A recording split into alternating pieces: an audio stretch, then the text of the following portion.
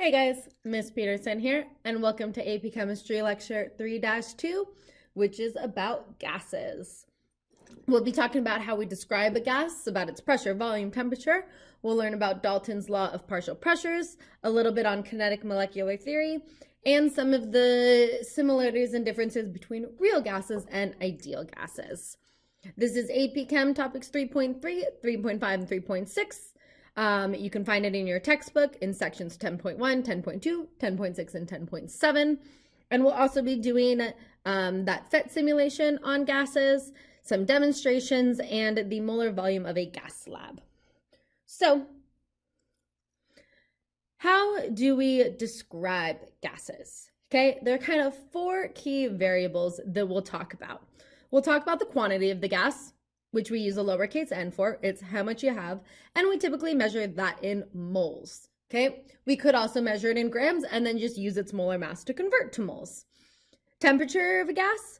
Now, temperature is think of it as a measure of the average kinetic energy of the particles. Okay, it is directly proportional to the average kinetic energy. And we are going to use Kelvin for those units. Okay, little reminder from your equation sheet. This is on your equation sheet. You don't have to memorize it. But Kelvin, K, is equal to the degrees Celsius plus 273. Okay, Kelvin is an absolute temperature scale. What that means is that because it's about the motion of the molecules, when you have something at 0 Kelvin, that means you're just not moving, okay? And everything you go above 0 Kelvin means you're moving more. So there's no such thing as negative Kelvin like we have negative degrees Celsius, okay? And then we have the volume of a gas. Variable uppercase V, lowercase v is for velocity, don't get them mixed up. But it's how much space it takes up, usually measured in liters. And then we have the pressure of a gas, which is the force exerted due to collisions with the walls of its container. Okay, all gases are in containers. Even think about the gas in the room you are in right now. The walls are its container. So that is the gas pressure, okay? Now, in chemistry, we're going to most commonly use liters, units of atmospheres, which is ATM, okay? So let's talk about pressure a little bit more. Like I said, pressure is the force a gas exerts on the walls of its container. Now, if you've had physics before, you know force is measured in newtons. And then pressure, I don't know why it says in chemistry, in everything, pressure is the force per unit area. So newtons per meter squared. Now, 1 Newton per meter squared equals 1 Pascal. Okay. Now, pascals aren't very commonly used in chemistry, but I do have those conversions there for you, where 10 to the 5th pascals, or newtons per meter squared, is equivalent to 1 atmosphere. These bolded ones right here, those are the ones that are on your AP Chemistry equation sheet, okay? And their 1 atmosphere equals 760 millimeters of mercury, which equals 760 torr, okay? Okay, cool. So how we measure pressure, there's actually 2 devices that we use. The first one is called a barometer, okay? This is where that inches of mercury kind of measurement comes from. And it comes from atmospheric pressure pushing down on a container of mercury, which pushes it up a gas tube into a vacuum. Okay, so the height of that tube in there tells you the pressure. Okay, and then there's also one called a manometer, which looks something like this. Okay, basically it compares it with atmospheric pressure. This is how things like the gas pressure knob when you check your tire pressure works. Okay, so barometers are absolute, like the total gas pressure, and then manometers are compared to atmospheric pressure. Okay, and just so you guys can see that pressure and density, normally if you're at a higher pressure, you have a higher density. So gases all have pretty similar physical properties, okay? They expand to fill their containers. They're highly compressible, meaning you can shrink them down, okay? And they have very, very low densities compared to solids and liquids, okay?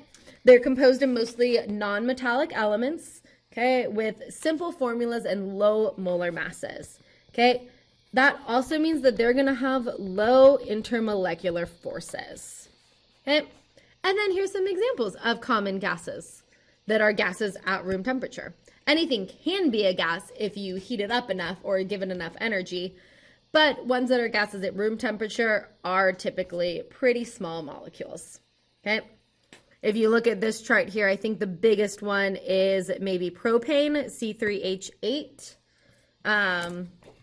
And you'll kind of notice that we don't have any elements other than that H2S. Sorry, I'm looking for my periodic table.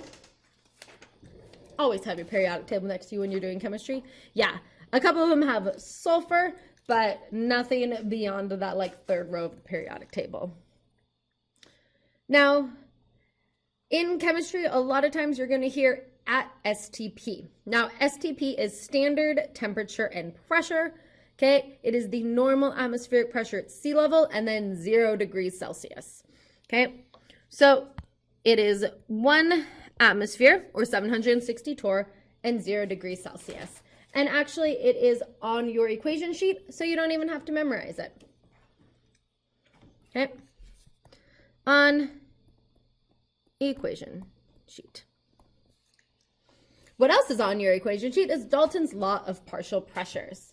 Okay, Dalton's law of partial pressures is that the pressure of a mixture of gases equals the sum of the pressure of all of those gases. Seems pretty self-explanatory. So that is on your equation sheet as P total equals pressure of gas A plus pressure of gas B plus pressure of gas C, etc., etc. Okay, now the total pressure depends on the number of moles of gas particles that there are total, and then the partial pressures are actually proportional to the number of moles of that gas. Okay, so that one, you can think of the pressure of gas A being equal to P total, okay, the total pressure, times, we're going to do a capital XA, where XA is actually the proportion of the molecules in that sample. Total moles of A divided by total moles. Basically, all this is telling you is that the ratio of the pressure is the same as the ratio of the moles. Okay? Ratio of pressures are proportional to the mole ratios. Okay, so let me go ahead and let's do some examples with that. Okay, we're going to skip this problem, come back to it after we do gas laws. Okay, sorry about that, guys. So next question that we can totally do. The partial pressure of oxygen. So the partial pressure of oxygen was 156 torr in air with a total atmospheric pressure, so, P total of 743 torr, okay? And again, we will come back to this after we learn the first one after we learn gas laws. So if we need the mole fraction, that is going to be the pressure of O2 over the total pressure, which gives us 0.209, okay, 2099, which since we had 3 digits in both of these, we would probably just round that and say 0.210. Okay, that is our mole fraction of O2.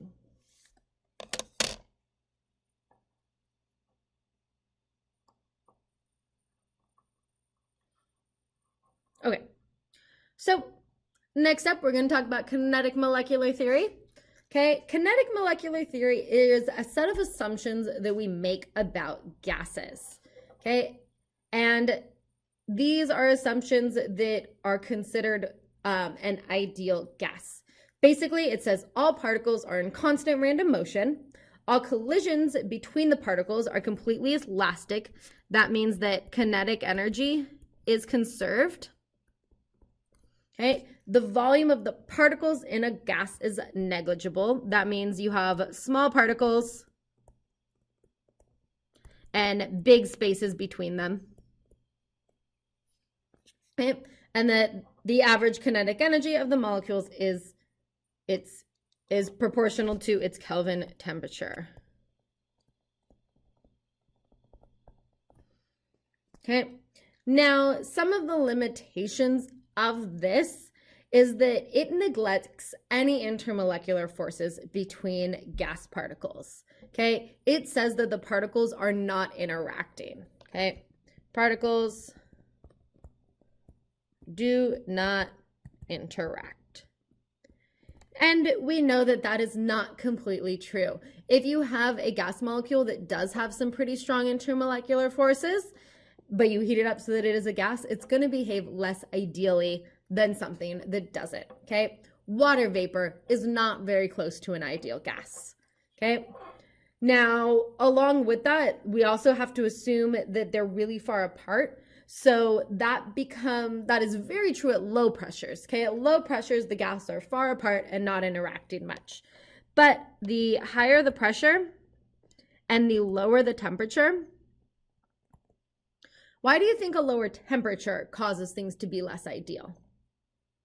Well, if you think about it, temperature has to do with the motion of the molecules. So if they're moving slowly, they're going to have more time to interact while they pass by each other.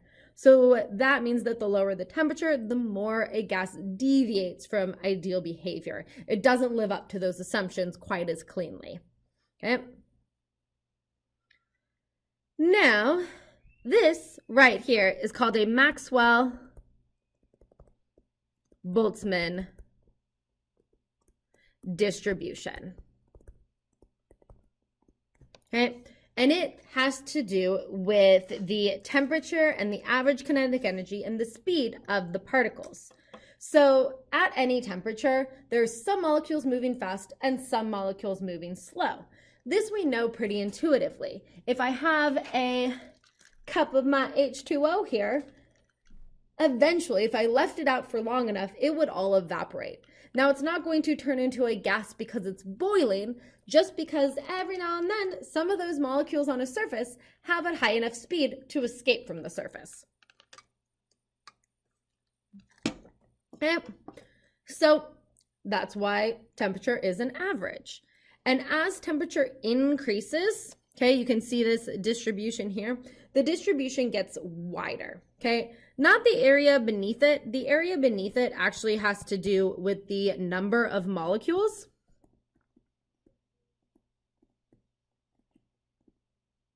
Okay, but its peak moves over and you're gonna get a higher average, okay? Now, as the temperature increases, that means that a greater number of the molecules are moving faster. Okay, so you can see that here with O2 and H2O. Now, we're talking about speed here, and that we do know is related to kinetic energy. So the kinetic energy of a molecule equals 1/2 its mass times its velocity squared. Okay, so what that means is that heavier molecules with a higher mass can move slower, have a lower velocity at the same temperature. Okay, temperature is proportional to kinetic energy. Okay, at a higher temperature, you have faster molecules. Now, we can apply that to things like this. Okay, even if we didn't have these labels here, oh, we do have the labels here. Okay, this is all at the same temperature. Okay, sorry, it doesn't say that, but all gases are at the same temperature here. Okay, so the lightest molecule is H2. Okay, we know that that's the lightest molecule, and that means that if you look at that 1/2 mv squared, because it has the lowest mass, it can have the highest velocity. Okay, at the given temperature, what is the average speed of He? So we can go to its peak, which is about right there, and go down, and it's somewhere in between 10 to the second and 15 times 10 times 10 to the second and 15 times 10 to the second. So maybe it's approximately 11 times 10 to the second meters per second. Okay, or 1100, not in scientific notation. Okay, cool. Okay, cool. That's it for our gas basics.